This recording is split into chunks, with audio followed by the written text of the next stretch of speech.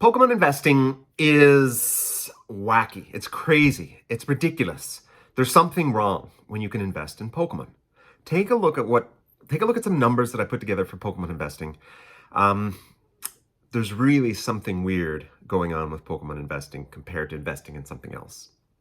Now, many people, I'm not a financial advisor, many people have told you to always do the safe investments first. And I agree, 100%.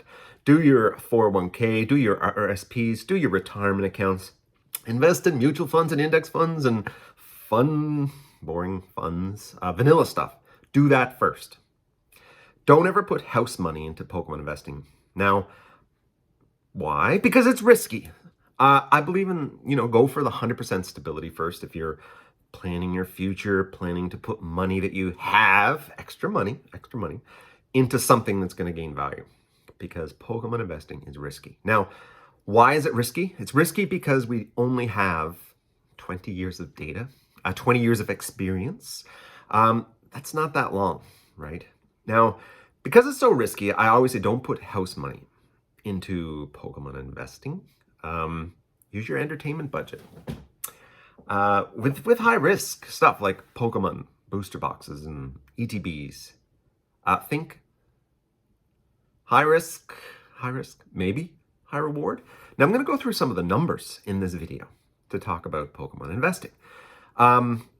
What's sort of seen so far is you may not go to zero, but I think the biggest challenge with Pokemon investing is really if you hit liquidity issues in the future. That means if you have these Pokemon boxes and you can't sell them, you can't get them to market, you don't know how to offload them, you need the space in your closet for new shoes or something. So what I did is I took a look at Pokemon investing. If you're in this in XY and you bought at retail price, if you bought booster boxes, one of each of the booster boxes, and, the special sets, the ETBs that don't come in booster boxes, you paid $145 retail US on that booster box in XY. You paid, $50 US on that ETB. What happens? So if you did this during XY, you're unique, right? People who did this in XY, unique. But what they're seeing, even if you bought one of each, put it away, just one booster box, bought every set, your total net gains, if you sold it all today, based on TCG Player market price, is you would end up with 734% gain, over what you put into that as purchases. So XY is about 2014 to 2016. That's about 8 years ago. 730% in 8 years. There's something wrong there, right? That's crazy. Someone speculated, something weird happened. People made a lot of gains with those XY boxes. Let's look at the next set. So Sun and Moon. Same thing, you bought at retail. You're buying at Walmart or at your local game store. Full price, retail, Pokemon Center price, etc. You're not getting any good deals. You're just buying one of each. What happened to Sun and Moon? Well, Sun and Moon came out in 2017. It was till about 2019. That's about 5 years. The percent gains, 380% gains in 5 years. You don't make those gains in any other investment. There's something fishy, right? There's something wrong. It's weird. That's why it's so risky, right? There's something not right about making that much percent gains. When you have, if you would have bought Google stock, you would still not be making that same amount of percent gains. There's something really weird about sealed product in Pokemon. And maybe it'll blow up. Maybe it'll all go to zero, but that's where the risk is. But 380% over 5 years is incredible, right? It's moonshot. So let's look at something more modern. So Sword and Shield is when I'd say people really started talking investments. That's where people say, oh, I'm going to load up my closet with booster boxes. And I think this is probably the turning point where we're going to see things going more reasonable, investments sort of stabilizing. So if you bought every one of Sword and Shield booster box at retail, not at the $100 or the $90 or the $80, but at retail, $143, and you bought the ETBs at $50, you bought one of each. One of each. No, you didn't focus in on Evolving Skies or focus in on Lost Origin or Brilliant Star. You didn't focus in. You just bought one of each. So what happened? Overall, you sold everything today. After only, what, 1 year of Sword and Shield being out of print, you had made 45% gains. Look at your stock portfolio. In the last 1 year, did you make 45%? There's something still fishy about Sword and Shield investing. There's something not right. I don't know what it is, but it has to be risky, right? There's no way that it could be like this. You make 45%, even if you bought them all. And of course, there's losers in Sword and Shield if you bought at retail. Not saying the deals, but if you bought at retail, I mean, what do you suffer through? You got, well, maybe you're not up on Crown Zenith, you're not up on Silver Tempest, you're not up on Pokemon Go or Battle Styles yet, or, what is Shining Fates, or, even Darkness Ablaze. You're not up yet. But across the other ones, you're up. The price has risen above MSRP, above full retail. So even with Sword and Shield, 45% over the course of a year, 2 years, that's a lot. There's something weird there. So Pokemon, it's got to be risky, right? It is. So we have no idea if this trend will continue. We're going to keep monitoring it. People have bought Sun and Moon. They've invested. They've started investing in Sun and Moon. People started investing in Sword and Shield. There's more closets full of Pokemon cards than ever before of sealed product. There is. People started collecting sealed product more when they started to see this trend. And this trend goes all the way back, which is okay. It's weird. There hasn't been really a huge amount of losses unless you bought more than MSRP, unless you overbought. I would not go and buy Evolving Skies now. Right now, it's not. To me, it's risky. It's probably going to go up. Sword and Shield, probably going to go up. Probably. But we don't know. Not a single Sun and Moon product lost money. Swish, only a small fraction, half or less than half, lost money. If you bought at full retail, and most Sword and Shield was available at a little bit under retail if you looked. Pokemon investing is very different. And it's very different than stocks. It's a lot closer to maybe commodity investments. You're buying physical things. You're not buying you're not buying like production value. You're not buying an organization's productivity the same way you are with stocks. You're not lending a company money so that they can do more with it. You're just sort of buying these physical items. And I think that's why it's risky, because commodities, they're known to be risky. They go up, they go down. The question would be, what drives the prices of Pokemon? Obviously, everybody talks about supply and demand, but I think in investing, it has a lot to do with the diamond hands of other investors. It's the willingness for people to keep something on their shelf. The willingness for people to keep something for later, to open up for fun at some point in the future, to hit the nostalgia. So if people will dump it, let's say everybody sells all their Evolving Skies and nobody wants to hold it, nobody wants to have it, no one wants it, the price is going to drop. Same is true for all Pokemon and sealed product investing. It's going to drop. Now, will that happen? People seem to like product. They like Pokemon. Will they continue? That's one of the things that you have to consider with Pokemon investing. Will Pokemon be interesting forever? I would say probably not. I think Pokemon is really a game between the chicken, the coward, and the diamond hands. Now, I myself, bit of a coward when it comes to Pokemon investing. I'm a store, right? Stores are chickens. What we want to do is we want to buy from distribution, sell it online, and make our 10% margin. And because there's 4 sets a year, in theory, we can make 10% 4 times a year. We're talking, we can make almost 45% hustling and bustling, doing lots of work, selling online. But I'm a store, I'm a chicken. I'm not holding on to everything that I can buy from distribution. Even though I can see Sword and Shield is up 45%. I just sold. Sun and Moon up. I'm a chicken, right? I'm not the one you're really competing against when it comes to investment. I'm constantly doing work, constantly buying and selling and turning my product back into money so that I can buy more product and turn that back into money. It's a cycle. But you're up against the diamond hands if you're just an investor, which means you're talking about, the people who are also investing.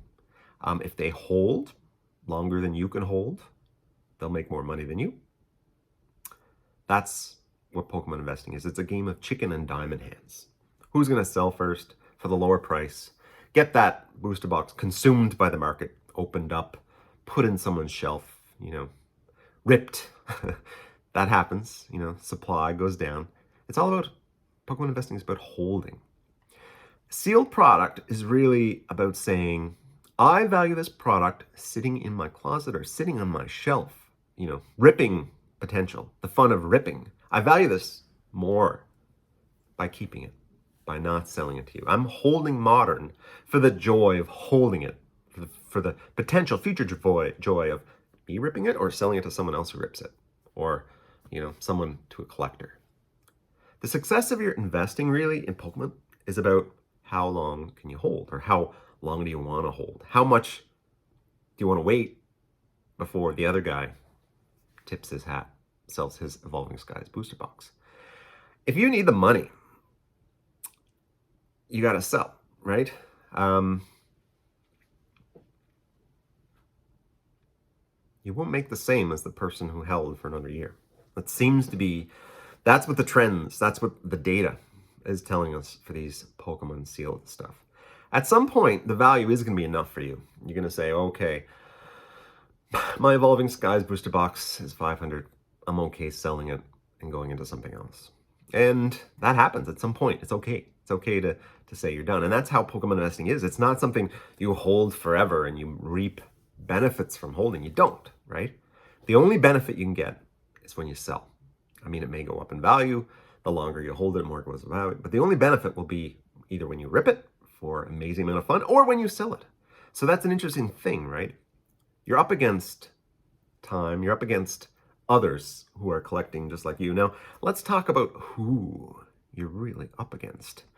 You're up against people who sort of have the safe accounts, have the retirement savings, have the 401k, have their house paid off. People like me, I have like stable accounts, doing this on my side. Yeah, I'm putting my entertainment budget into this. So I have other stuff taken care of. I work full time, but this is just for fun, for education. I'm doing it for fun. So you're up against people like me. And of course, from the store perspective, people like me as well, selling product. You're also up against another type of person. And you're up against the people who don't want to invest in a 401k. These people are risky. These people, they're looking at alternate investments, and it's a very risky thing. They're looking at these because, they don't like the tax man, right? They're looking at this because, they can put it in their closet and in 10 years, take all those gains, and there's no capital, there's no capital gains tax on them putting their money into booster boxes. They've done well. They've all of a sudden have, $2,000 where, they made 2,000% on their purchase from way back. Something gained, a commodity gain in value. There's people like that. There's people like who don't have the investment accounts. They don't have the safe stuff. They're just interested to hold on to it. It's their full investment. There are people with this, just this invested in. They don't want to pay the tax man. It's gains that they made. Boom, right? There's people like that. There's also people who don't have a clue about finance. They're not very well structured, financially. They have no emergency fund. They live paycheck to paycheck. They'll enter the hobby. They'll rip a bunch of product. They'll buy booster packs as investments. Booster packs or sleeves, right? You see them on the internet all the time. Oh, look, I got my 20 sleeves of Evolving Skies as my investment. They'll subsequently rip them at some point, and that'll be it, right? You're up against that mentality. It's people who you're not preparing for the future. They're going to They're going to sell their booster box quickly. They're going to say, oh, crap, my dog is sick and I need to pay the vet bill because I don't have insurance for my dog, pet insurance. So stuff like that. People are going to have, there's going to be that type of people who are doing it because it's cool, because it's interesting to them much more than the boring accounts. You're going to see that. You're going to have people who have tons more money than you, tons more money than me, obviously. They're going to have people who are in that wealth attainment stage. So you've probably watched Rudy from Alpha Investments. He's got money. The only difference is Rudy's got money and he's got a business and he has a YouTube and you see it. There are likely hundreds similar, maybe not exactly the same, but hundreds similar of people like Rudy in the wealth attainment phase of their life where they've seen these trends and they're taking this risky investment because they have their every other investment. They have real estate, just like Rudy. Maybe Rudy is public about it. These other guys, they're not, right? They're only a small percentage who have a YouTube channel talking about it. There's people in that stage. So you're up against them. They're going to hold longer than you, right? So that's what Pokemon investing is. It's a game of chicken and diamond hands, so to speak. And one of the things that's risky as well is who's going to buy this product when it's so valuable in the future? In 5 years, in 10 years, who's going to buy it? I myself am not buying Cosmic Eclipse or Unified Minds. No, I'm not doing it. There are people who are doing it. There are people who are still buying these products. Most people are still going to buy an open modern. That's what's going to happen. You're going to open modern product. We're opening Scarlet and Violet. Scarlet and Violet is an amazing era. The opening experience is much better than Sword and Shield. People are going to open new stuff. But there are going to be some who's going to want the old stuff. You're going to get people who seek out a little bit of nostalgia by ripping Swish, and Sword and Shield was opened by a lot of people. So that's an interesting data point. People opened Sword and Shield for entertainment. People old Sun and Moon for a little bit. Less so XY. So you have that ton of people who've opened Swish. Will Swish, despite all the people with closets full of sealed product, will Swish do well in the long term? Don't know. Risk, right? People are going to enter this hobby, find it. They're going to enter it in Scarlet and Violet era, or whatever the next era is called. They're going to enter it and they're going to have some money to spend, and they might buy Cosmic Eclipse. They might treat themselves. Oh, I opened Team Up, right? They might do that. You might see those people buy those boxes. You're going to have, obviously, the one-off collectors and buyers, right? They're going to say, oh, I need Team Up for my shelf. The only way to get it is to dish over $2,400. Save up, and do it, right? Complete something. You're going to have buyers, collectors, for sure. You're going to also have people who will save you if you're in distress. And when I'm saying this, it's probably stores, or you're bringing your steel product to the guy at the card show, and they'll give you like 75% of store credit, or 60% in cash, or 70% in cash. That might happen. If you invested in sealed product in XY, you held on to it, you brought it into a store, and they offered you 60% of it, you would still make ton more percent gains at 60% of the value than if you were just selling your stock, it's a good deal, right? 60% is not a bad deal to be able to go and drop it on someone and say, I'm out, investing is done. That's going to happen too, right? So there might be some chances to offload at this percentage gain later, right? Pass it on to the next person who may be able to sell it or want it, or find the many buyers that you need. You need a lot of buyers in order for those percent gains to be realized. That's another challenge, right? If you have a closet full of Pokemon, how long is it going to take you to sell every single one of those Evolving Skies boxes at 600, 800? Is the buying pool big enough? It's a risk. So there's all these risks that you have to consider for Pokemon investing, despite these incredibly ridiculous potential gains that we've seen in the past, that we may not see going forward. You do the safe account, you get 7% this year, 14% next year, 7% again, 12%, 10%.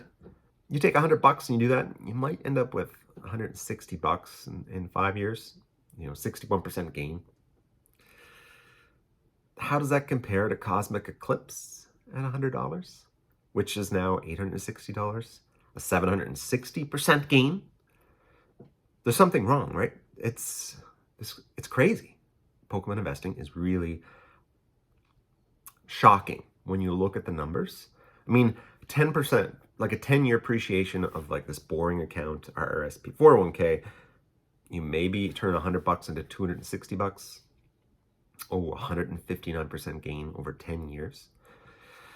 I mean, that's a good scenario. That's one of the better cases.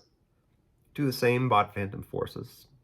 You end up with a 2,000% gain over the $100 that you dropped in it. $2,100 for Phantom Forces. Now, is it hard to sell? Yeah. Are you going to find a Phantom Forces buyer really quick?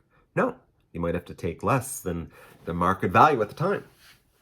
But you still would make a ton more than investing in the safe stuff, which is what's so scary, right? What's going on? Why? That's one of the things that I've always thought about when I'm thinking about Pokemon investing. There's something that's so ridiculous. Like Pokemon investing, it beats out compound interest. That's weird. I mean, we did have the COVID pandemic bubble that, boosted all collectibles. There's a ton of extra money put into collectibles that maybe shouldn't have. Was that it? Is it done? Or are we going to see the slow drag down over time? The question is also, people who are buying. Right now, it's people in their 30s. They got money, right? They have the first chance of having adult money. They're buying stuff. Will these same crew who started with Pokemon have money in their 40s? In their 50s? So 30s, you kind of level out for a little while, but then when you hit your 40s and your 50s, you do start to, pay off your mortgage and have more disposable income. Are they going to buy Pokemon when you're 40 or 50? Will they stop? Will the interest flatten out? Well, all the, let's call them 15 to 25-year-olds or 10-year-olds to 25-year-olds, what are they going to look like in 10 years when they hit 30? Are they going to be interested in Swish, Sword and Shield? Maybe, maybe not. Will they stop buying? Will they stop? That's the risk of Pokemon investing. Despite these crazy numbers, it's still risky. And you're playing a game of chicken with all the other guys out there who are buying booster boxes and putting stuff in their closet. If everyone decides, I got to get rid of my Evolving Skies booster box, I got to dump, can the market take it? The value of holding onto something and potentially ripping it in the future, does that outweigh dumping it, getting rid of it? You're playing a game of chicken. And I mentioned who you're up against. Are you still going to be in? Are you going to beat out these people? Or are you going to do well and meet in the middle? Not make, not make these gains. Not make these like 8-year 700% gains. What are you going to do? It's a very interesting question, Pokemon investing. Let me know what you guys think. I've shared the numbers, the math. I mean, obviously you can pick better sets or you could pick bad sets, do differently than these numbers, but this is like a very vanilla index and the numbers are just ridiculous. It doesn't make sense. Something's wrong, right? Is Pokemon gonna go and print Team Up? Is Pokemon gonna go and print Evolving Skies when it's out of rotation or Fusion Strike? These things, these questions, what's going to happen? Is there going to be 2 cards? Are people going to get fatigued? And is it going to be done? These are all the risky things. I mean, when you're buying commodities like gold and silver and platinum and things like that, commodities or investing in farmland or investing in real estate, there's this years and years of history that goes with it, with them having value and that value increasing over time. We only have 20 years of history. It's a very speculative thing. We don't know that it's going to continue the same trend. Even we do not know. So Pokemon investing, it's fun money. It's you having everything else taken care of and then you taking a risk with your fun money. I strongly suggest do all the safe, boring stuff first. And then if you're really interested in, take a look at putting something away, having something, joining this crazy market and seeing where it all goes. Because there's something weird, right? It's when it's too good to be true in Pokemon, when it's too good to be true, just something happens, right? What's going on? Tell me. Let me know in the comments. Thank you for watching and listening to me rant about Pokemon investing.